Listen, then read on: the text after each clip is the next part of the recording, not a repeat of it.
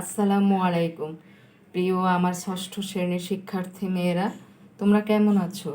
আশা করি আল্লাহর অশেষ রহমতে যে যেখানে যেভাবে আছো নিরাপদে আছো, ভালো আছো, সুস্থ আছো। আমি ফেরদৌসী সুলতানা, সহকারী শিক্ষক, engineering university girls school and college কর্তৃক আয়োজিত অনলাইন ক্লাসে সবাইকে স্বাগত। আজ আমরা ইংরেজি প্রথম পত্রের লেসন 29 নিয়ে আলোচনা করব। ওখানে একটি পোয়েম আছে, আমরা পোয়েমটি রিসাইট করব। তারপরে ওখানে আমাদের বইয়ে যে ইনস্ট্রাকশনগুলি দেওয়া আছে সেই অনুযায়ী আমরা কাজগুলি করব। অর্থাৎ বইতে আমাদের যা কিছু আছে সব আমাদের আসলে ভালো করে শিখতে হবে, পরীক্ষার জন্য না, এগুলি আমাদের বেসিক তৈরি করার জন্য শিখতে হবে। এজন্য আমরা প্রত্যেকটি লেসনই পড়ব। কি আছে লেসনগুলিতে আমরা একটু দেখব, ঠিক আছে? পরে আমাদের সিলেবাস অনুযায়ী আমরা কাজ করব। তো চলো একটু বইটা হাতে নেই। English for today class 6 text বুকটা হাতে নাও।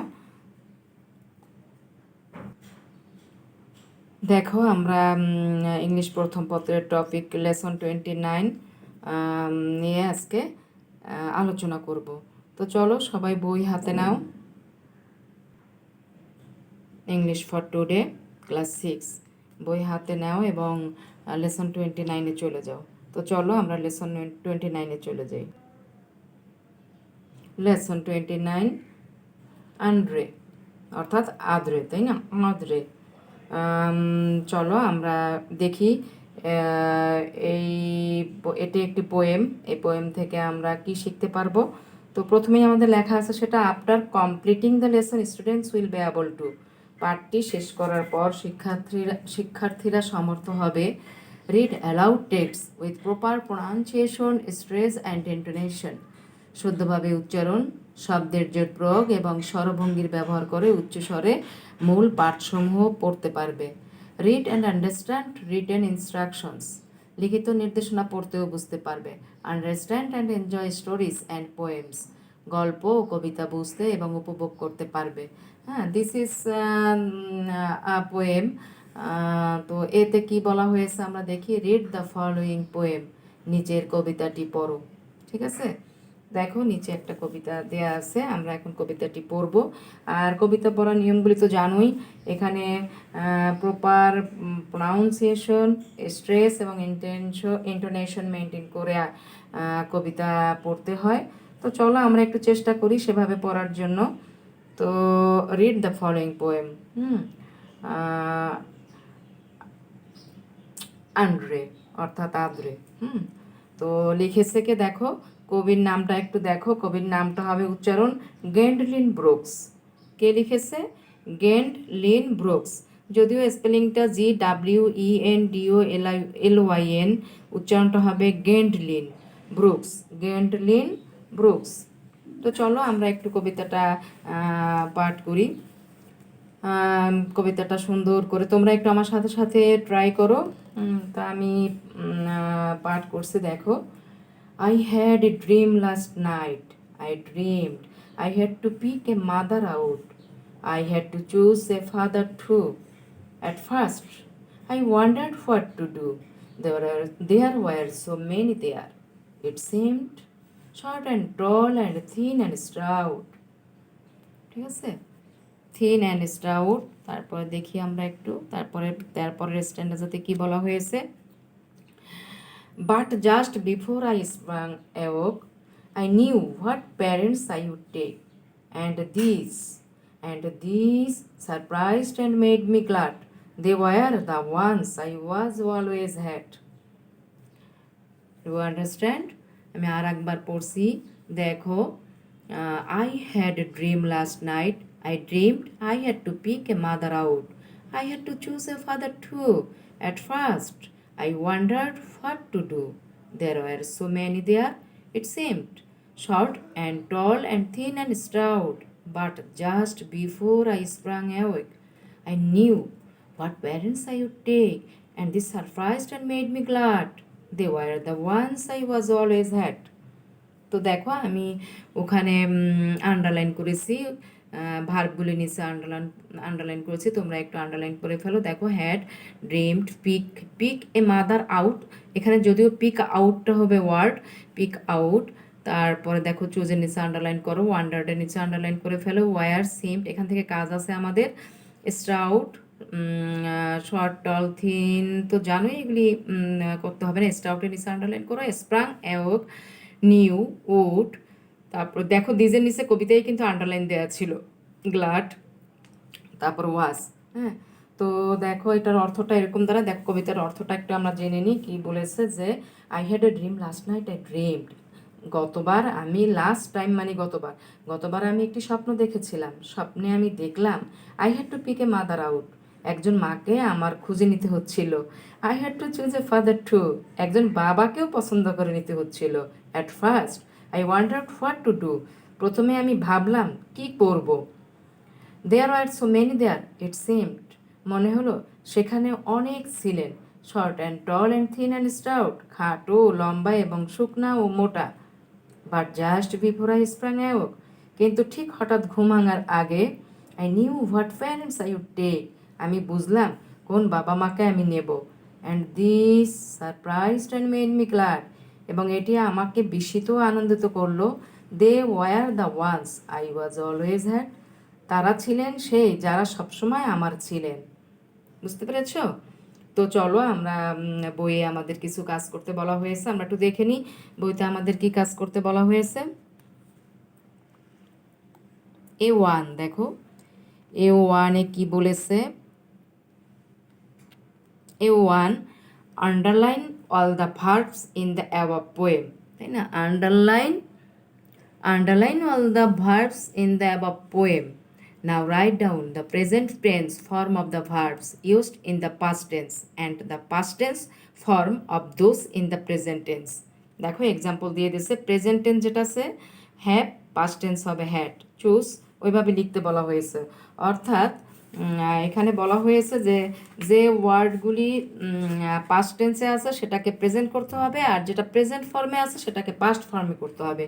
তো এর আগে আমরা এই পোয়েমের কিছু ওয়ার্ড মিনিং জেনে নিই, একটু খেয়াল করো। তোমরাও আন্ডারলাইন করে নাও এবং জানো, তারপর একটু দেখে নিই। হ্যাভ আছে, পাওয়া, খাওয়া অর্থ ব্যবহৃত হয় হ্যাভ। তারপর হ্যাবের পাস্ট ফর্ম ছিল। ড্রিম স্বপ্ন, নাউন, যখন নাউন হিসাবে ব্যবহৃত হয় তখন অর্থটা হয় স্বপ্ন। আর ড্রিম যখন ভার্ব হিসাবে ব্যবহার করা হয় তখন হয় স্বপ্ন দেখা। পিক আউট ভার্ব খুঁজে বের করা। চুজ ভার্ব পছন্দ করা। ওয়ান্ডার ভার্ব হতবুদ্ধি হওয়া বা অবাক হওয়া, এটার সিমিলার ওয়ার্ড পাজেল, তোমরা জানো। সো ম্যানি অ্যাডজেক্টিভ অনেকগুলো। সিম মনে হওয়া, সিম ভার্ব মনে হওয়া। থিন অ্যাডজেক্টিভ পাতলা। স্টাউট অ্যাডজেক্টিভ মোটা, স্টাউট কিন্তু মোটা। স্প্রিং ভার্ব লাভ দেওয়া, SPRING স্প্রিং ভার্ব লাভ দেওয়া। স্প্রাং এটা ভার্বের পাস্ট ফর্ম, লাভ দিল বা লাভ দিয়েছিল। অ্যাওয়াক অ্যাডজেক্টিভ জাগ্রত, জাগরিত। সারপ্রাইজ ভার্ব বিস্মিত হওয়া, অবাক হওয়া। এটা সারপ্রাইজের সিমিলার ওয়ার্ড জানো, অ্যাস্টনিশ। গ্লাড অ্যাডজেক্টিভ খুশি, গ্লাড অর্থ খুশি, তাই না? তাহলে এই অর্থগুলি মোটামুটি একটু জেনে নাও, শুনে রাখো। তারপর দেখো আমাদের এখানে আরও কিছু কথা আছে যেগুলি একটু জানতে হবে আমাদের। ড্রিম শব্দটি একটু আগে আমি বলেছি, ড্রিম শব্দটি নাউন এবং ভার্ব উভয় রূপে ব্যবহৃত হতে পারে। কিছু ওয়ার্ড আছে যেটা নাউন হিসাবেও ব্যবহৃত হয়, ভার্ব হিসাবেও ব্যবহৃত হয়।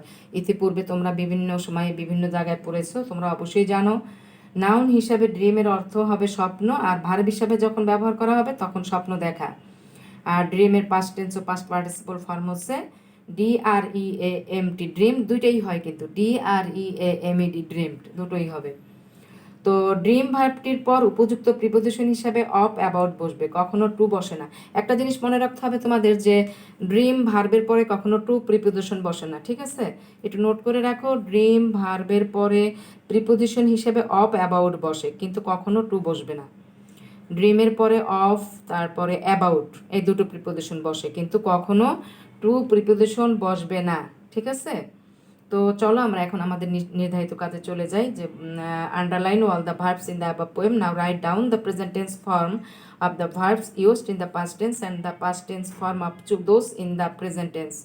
ওপরের কবিতার সকল ক্রিয়াপদের নিচে দাগ দাও। তারপরে এখন অতীতকালের ক্রিয়াপদগুলিকে বর্তমানকাল এবং বর্তমানকালের ক্রিয়াপদগুলিকে অতীতকালে পরিবর্তন করো। তো চলো আমরা একটু খাতায় করে দেখাই, তোমরাও খাতায় এই জিনিসটা লিখে ফেলবে, A1টা খাতায় লিখে ফেলবে, ঠিক আছে? তো চলো দেখো A1 কিভাবে করতে বলা হয়েছে। A1 বলেছে যে পাস্ট টেন্সগুলি এক জায়গায় লিখতে বলছে, তারপর সেটাকে প্রেজেন্ট ফর্মে লিখতে বলছে। তাহলে আমাদের পোয়েমের ভিতরে যে ভার্বের পাস্ট টেন্স পাস্ট ফর্মগুলি ছিল সেটা লিখে ফেললাম। দেখো বাম পাশে আছে past tense had, dreamed. Dreamed আমাদের কবিতায় DREAMED ড্রিমড লেখছে, এটার কিন্তু পাস্ট ফর্ম DREAMT ড্রিমড হয়, ঠিক আছে? তো দেখো কি কি আছে, had, dreamed, wondered, were, seemed, sprang. তো দেখি আমরা হ্যাডের present have, dreamed dream, wondered wonder, were are, seemed seem, sprang spring. তারপর দেখি আরও আছে knew know, would will, surprised surprise, made make, ওয়াজের প্রেজেন্ট তো জানুই, ইজ অ্যাম, তাই না? এই ছিল আমাদের পাস্ট টেন্স। পোয়েমের ভিতরে পাস্ট টেন্সগুলি পাস্ট ভার্বের পাস্ট ফর্মগুলি ছিল এই কয়টি ওয়ার্ড। এবার চলো আমরা প্রেজেন্ট ফর্মে চলে যাই। প্রেজেন্ট টেন্সে কী ওয়ার্ডগুলি ছিল একটু দেখে নিই, কী ভার্বগুলি ছিল আমরা একটু দেখে নিই। তো চলো ডান দিকে চলে যাই, দেখো লেখা আছে ওখানে প্রেজেন্ট টেন্স পাস্ট টেন্স। তো প্রেজেন্ট টেন্সে ছিল পিক, চুজ, ডু, টেক। তাহলে পিকের পাস্ট ফর্ম কী হবে, picked, PICKED pick, choose choose, CHOH choose, do did, take took. আমাদের প্রেজেন্ট ভার্ব ছিল, ভার্বের প্রেজেন্ট ফর্ম ছিল এই চারটি ওয়ার্ড, যেটা pick pick, choose choose, do did, take took. আর বাম দিকে ছিল আমাদের পাস্ট টেন্সে পাস্ট ফর্মের ভার্বগুলি ছিল had, dream, had have, dream dream, wondered wonder, were are, seemed seem, sprang spring, knew know, would will, surprised surprise, made make, was is am বা অ্যাম ইজ, যা বলো কোনো সমস্যা নেই, ঠিক আছে? তো এই ছিল আমাদের A1 থেকে যেগুলি আমাদের পড়তে বলা হয়েছে সেই ইনস্ট্রাকশন অনুযায়ী আমরা কাজগুলি করে ফেললাম। চলো এবার আবার আমরা বইতে চলে যাই, বইতে A2তে কী বলেছে একটু দেখে নিই। A2তে কী বলেছে, এবার চলো A2তে চলে যাই। A2তে বলেছে what, why do you think, why do you think the poet underline the word this, this in the last stanza, in the last stanza. বুঝতে পেরেছ? তুমি কেন মনে করো যে কবি শেষ স্ট্যাঞ্জা বলতে পংক্তি আর কি, কবিতার অনুচ্ছেদকে পংক্তি বলে। তুমি কেন মনে করো যে কবি শেষ পংক্তির দিস শব্দটির নিচে দাগ দিয়েছেন, তাই না? শব্দটির নিচে দাগ দিয়েছেন। তো চলো আমরা একটু দেখে নিই কেন কবি দিয়েছেন শেষ। অবশ্যই কোনো কারণ আছে, অবশ্যই দিয়েছে কেন সেটা একটু দেখে নিই আমরা। তো চলো A2 যেটা বলা হয়েছিল, why do you think the poet underline the word this in the last stanza. হ্যাঁ, শেষ স্ট্যাঞ্জায় দিস শব্দটির নিচে কবি কেন দাগ দিয়েছেন। তো দেখি আমরা কিভাবে কেন দিয়েছেন একটু দেখি। তোমরা লিখে ফেলো, এগুলি আসলে জানতে হয়, তোমরা খাতায় লিখে ফেলো। I think the poet underline the word this in, দিসের নিচে দেখো আন্ডারলাইনটা দিয়ে নেবে ওয়ার্ডটির নিচে, in the last stanza because it opens the underlying meaning of the poem. Okay, I think the poet underlined the word this in the last stanza because it opens the underlying meaning of the poem. অর্থটা কি দাঁড়ায়? আমি মনে করি কবি শেষ স্ট্যাঞ্জায় this শব্দটির নিচে দাগ দিয়েছেন বা গুরুত্ব দিয়েছেন কারণ এটি কবিতার মূল অর্থকে উন্মুক্ত করেছে। বুঝতে পেরেছ? কবিতার যে মূল একটি ভাব থাকে সেটাকে সে বুঝিয়ে দিয়েছে দিস ওয়ার্ডটি দিয়ে। ওকে, তো আবার একটু দেখো, I think the poet underline the word this in the last stanza because it opens the underlying meaning of the poem. হ্যাঁ, আমি মনে করি। হ্যাঁ, এখন যদি তুমি তোমার মতো করে লিখতে চাও সেটাও লিখতে পারো। তো দিস এই জন্যই ইম্পর্টেন্ট যে কবিতার মূল ভাবটি আসলে দিস আন্ডারলাইন করে বোঝানো হয়েছে। তো আমরা A1 A2 থেকে কাজ করলাম। চলো তারপরে বলেছে এ থ্রিতে বলেছে read the poem aloud with proper pronunciation stress and intonation.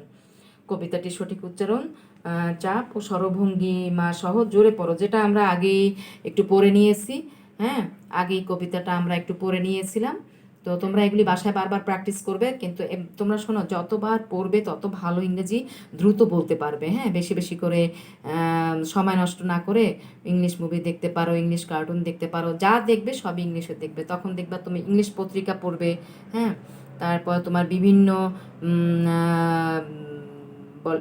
Cartoon, তারপরে তোমার মুভি, এগুলি যদি দেখো তাইলে তোমাদের এই ইংলিশ বলার যে একটা টেন্ডেন্সি, ইংলিশ বলার যে একটা প্রবণতা, সেই জিনিসগুলি কাটিয়ে যাবে, যে জড়তা সেটাও কেটে যাবে। ঠিক আছে? তো আমরা আসলে স্কুলে যখন আবার ক্লাস করব তখন আমরা চেষ্টা করব পুরো ক্লাসটাই ইংরেজিতে করার, তাহলে তোমাদের বুঝতে ভালো হবে। এই ক্লাসগুলি আমাদের ইংলিশে, টোটাল ক্লাসটাই আমাদের স্পিকিং করা উচিত ছিল ইংলিশে, কিন্তু আমাদের ওইভাবে অভ্যস্ত না দেখে আমরা বাংলা ইংরেজি মিলিয়ে ক্লাস নিচ্ছি, কিন্তু পরবর্তীতে আমরা এই ভুলটা আর করবো না, আমরা টোটাল ক্লাস ইংরেজিতে নেব, চেষ্টা করব, তাই না? নিতে নিতেই আমরা শিখে ফেলবো। তো চলো, আন্ড্রে যে পোয়েমটা আমরা পড়লাম সেটার প্রত্যেকটা জিনিসেরই একটা সামারি থাকে, মূল ভাব থাকে। তো আজকে যে পোয়েমটা আছে আন্ড্রে গ্রেন্ডলিন ব্রুকসের লেখা আন্ড্রে যে পোয়েম, সেটার সামারিটা কি আমরা একটু দেখে নিই। আমি লিখে ফেলেছি এখানে, তোমরা একটু দেখে নাও। সামারি, সারমর্ম, তাই না? সার কথা বা মূল ভাব, কবিতাটার মূল ভাব, যেটাকে সামারি বলে বা সারাংশ বলে বা সারমর্ম বলে, যাই বলো, তাই না? তো কি বলেছে দেখো, in the poem the poet tells us about the divine relationship between a child and its parents. If a child has to pick out its parents from a number of parents, it will choose its own parents. The child's pleasure and comfort are there. কি বলেছে? In the poem the poet tells us about the divine relationship between a child and its parents. কবিতাটিতে কবি আমাদেরকে একটি শিশু ও তার পিতামাতার মধ্যে স্বর্গীয় সম্পর্কের কথা বলেছেন, তাই না? সন্তান এবং বাবা মার যে একটা রিলেশনশিপ, সম্পর্ক, এটা আসলে পৃথিবীতে অন্য কারো সাথেই তুলনা করা যায় না। এটাই আসলে মিনিংটা এভাবেই বোঝানো হয়েছে জিনিসটি। তাইলে if a child has to pick out its parents from a number of parents, it will choose its own parents. কি বলেছে? যদি একজন শিশুকে অনেকগুলো বাবা মায়ের মধ্যে থেকে তার বাবা মা বাছাই করতে হয়, তবে সে তার নিজের বাবা মাকেই পছন্দ করবে, তাই না? যতই সে দেখুক, যত সুন্দরী দেখুক, যত স্মার্টই দেখুক না কেন, প্রত্যেক সন্তানের কাছে তার বাবা মা অত্যন্ত প্রিয়। এটাই আসলে এখানে বোঝানো হয়েছে। তো the child's pleasure and comfort are there, শিশুটির আনন্দ স্বাচ্ছন্দ্য সেখানেই, তাই না? The child's pleasure and comfort are there, শিশুটির আনন্দ স্বাচ্ছন্দ্য সেখানেই। তো আজকে আমরা একেবারেই পাঠের শেষে চলে এসেছি। আমরা আজকে সারা ক্লাসে কি করলাম, আন্ড্রে আন্ড্রে আদ্রে সম্পর্কে যে পোয়েম সেটি জানলাম। গ্রেনলিন ব্রুকসের লেখা আন্ড্রে কবিতা থেকে আমরা পাঠ আবৃত্তি করলাম, শিখলাম, এবং এখান থেকে আমরা ভোকাবুলারি শিখলাম। তারপরে A1 A2 শিখলাম। তারপরে আমরা যে কাজগুলি করা হয়েছে সেগুলি ভালো করেই দেখেছি। সেখান থেকে একটু পোয়েমের সামারিটা দেখলাম। দেখার পরে এখন আমাদের যে কাজটা হবে, যে বাড়ির কাজ তো কিছু অবশ্যই থাকতে হবে। তো সামারি আমরা দেখলাম পোয়েমে, সামারির পরে এখন আমরা একটু দেখব, আজকে একটু বাড়ির কাজ দেব, যে বাড়ির কাজটা হবে তোমাদের, দেখো হোমওয়ার্ক। হ্যাঁ, homework lesson 29-এর A1 and A2, যেখানে প্রেজেন্ট পাস্ট ফর্ম ছিল, পাস্ট থেকে প্রেজেন্ট ফর্ম ছিল, এবং A2-তে যে দিজের লাস্ট ইনস্ট্যান্সে দিজ অর্থে কী ব্যবহার করা হয়েছে সেটা বোঝানো হয়েছে।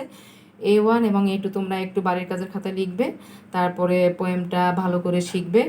তো আজ এই পর্যন্তই, ক্লাস আর দীর্ঘায়িত করব না। এতক্ষণ আমার সাথে কষ্ট করে ক্লাসে থাকার জন্য তোমাদের অসংখ্য অসংখ্য ধন্যবাদ। Thanks for being with me. আসসালামু আলাইকুম, আল্লাহ হাফেজ, ফি আমানিল্লাহ।